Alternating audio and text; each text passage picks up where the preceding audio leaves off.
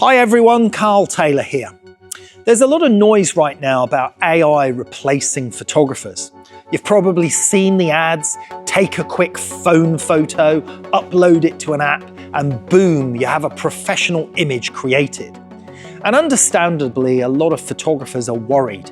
It's easy to believe the future might not have a place for what we do. But here's the thing. I've been looking deeper into what's actually going on behind these apps, and the reality is far more complicated. In fact, many experts are now saying that AI, as it currently structured, is sitting on a financial model that simply doesn't add up. I'm not an AI expert, but I am someone who cares deeply about this industry. So in this video, I want to unpack what the real economics of AI look like and why that might actually be good news for photographers.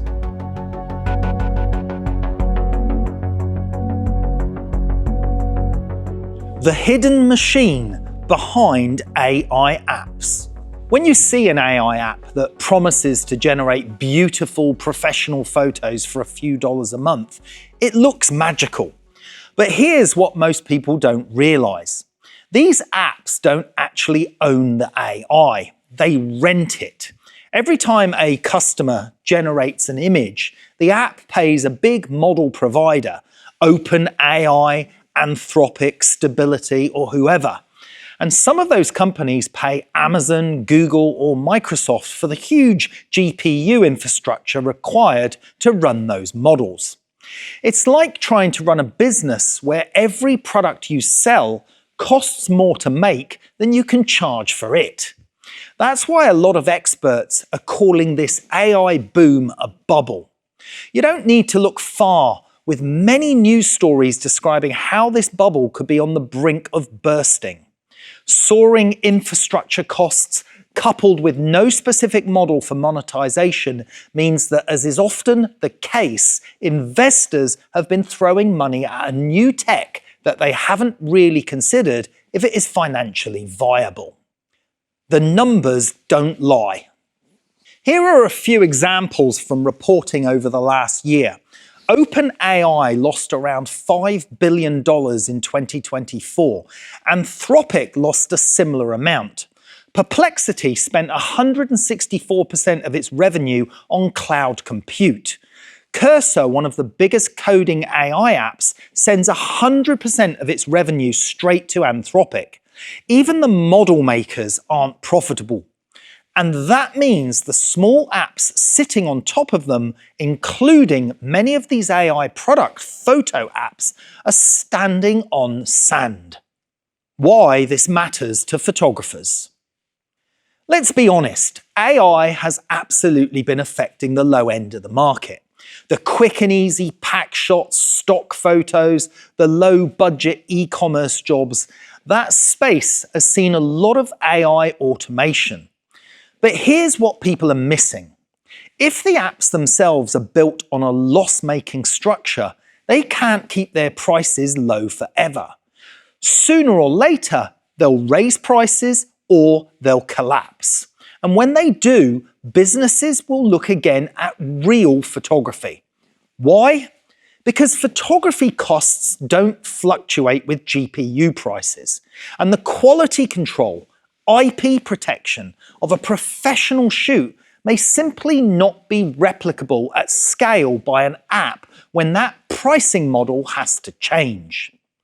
This isn't me making wild claims. This is the direction industry analysts are already pointing to, and their predictions are based on how the AI valuations have been overhyped and could lead to a stock market crash similar to the dot-com boom 25 years ago. A reset, not an end. So this isn't the end of photography. It could just be a reset. Yes, we'll lose some low-value work to automation, but as the AI hype bubble meets economic reality, what will stand out is originality, craft, and predictable quality. That's where skilled photographers live. For photographers, the smartest thing you can do is not panic and double down on what AI can't do well. lighting mastery, concept development, real problem solving with clients, brand-level visual storytelling. Those are the areas where companies will still pay for the real thing. The human connection. One of the primary concerns for me with AI imaging or any technology has been how it reduces or diminishes human interactions, connections, and networking. Human interaction on any project is about collaboration, and it's a vital link in medium-sized business activity. In photography, we work with art directors, models, stylists, makeup artists, set builders, retouchers, and more. And that networking has led to countless experiences and opportunities, not only in business, but for me personally. Only recently I was updating my website with some behind-the-scenes material, and it struck me how many important ideas, friendships, and other business relationships were generated from those personal interactions. Not to mention the personal life experiences that have framed who I am as a person and inspired me to do more. Technology automation removes all of that. It removes all of these experiences and those interactions, and not only do I believe that's bad news for an economy, I believe it's bad news for what it means to be human. Even the average users absorbing AI on social media are becoming fatigued by it. AI-generated video content made to look real, from a cougar attacking a mountain biker to a giant squid stranded on a beach. People are becoming sick of having their time wasted with nonsense. And some of the latest social media figures seem to underline this, with outlets reporting a drop in user time spent absorbing content. It appears there is a backlash from millions of users wanting an option to switch off AI content from their feeds, preferring to see a return of posts of real experiences from friends or their actual social interests. Looking ahead. Right now, AI photography apps are everywhere, cheap, fast, and loudly promising to replace the need for photographers. But here's the uncomfortable truth. Most of them are built on a financial model that shouldn't last in the real world. These tools don't own the technology that powers them, they rent it, and every image generated costs them money. As computing costs rise and that AI bubble tightens, these small apps won't be able to keep prices low.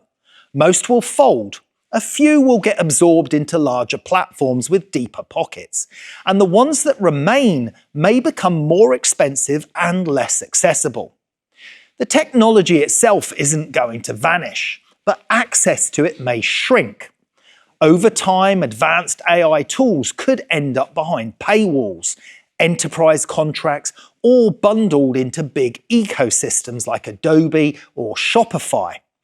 And when that happens, the idea of cheap AI replacing photographers starts to fall apart. Now that's good news for real image makers, because when the gimmicks dry up, clients return to the people who can guarantee originality, control, and quality. Closing thoughts. AI isn't magic. It's an expensive, fragile infrastructure wrapped in marketing. And if that infrastructure cracks, which many experts believe it will, real photographers could be as valuable as ever. I personally don't buy into the photography is dead headlines. To me, it's lazy, it's sensational, and it ignores what's really going on behind the curtain. Photography has been around for 200 years, and photographers feared the end when Photoshop came along, when stock libraries came along, when 3D and CGI came along, but photography just adjusted to the market. I've spoken to some of the photography industry's leading players, and it isn't AI that they believe is causing them problems.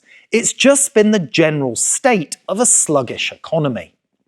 If the current pessimism about AI were to be accepted, then art and artists should have died out when photography came along.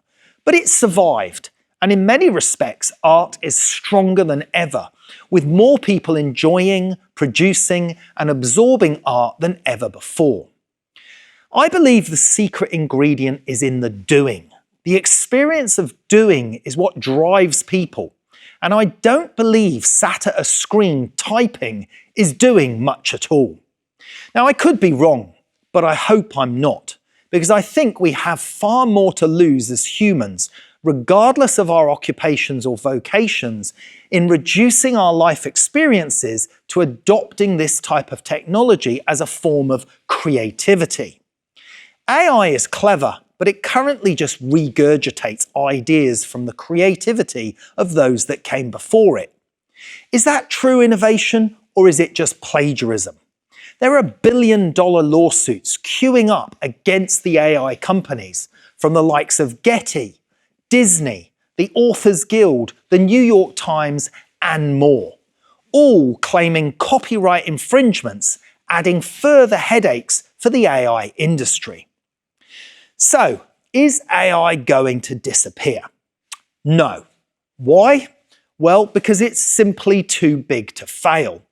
And governments and nations now view it as a crucial part of national security as well as their economies. And this means we will be in an AI arms race of nations trying to harness the power of knowledge.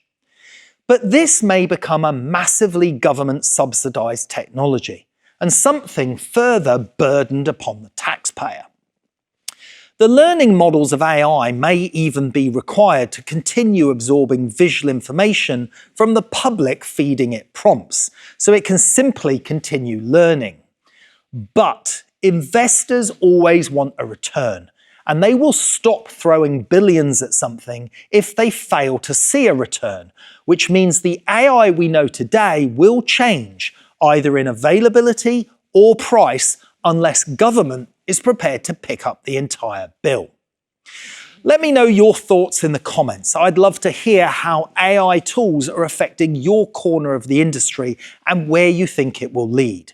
And if you want to keep building your skills and staying ahead of these shifts, check out our classes on visual education. I'm Carl Taylor. Thanks for watching. I'll see you next time.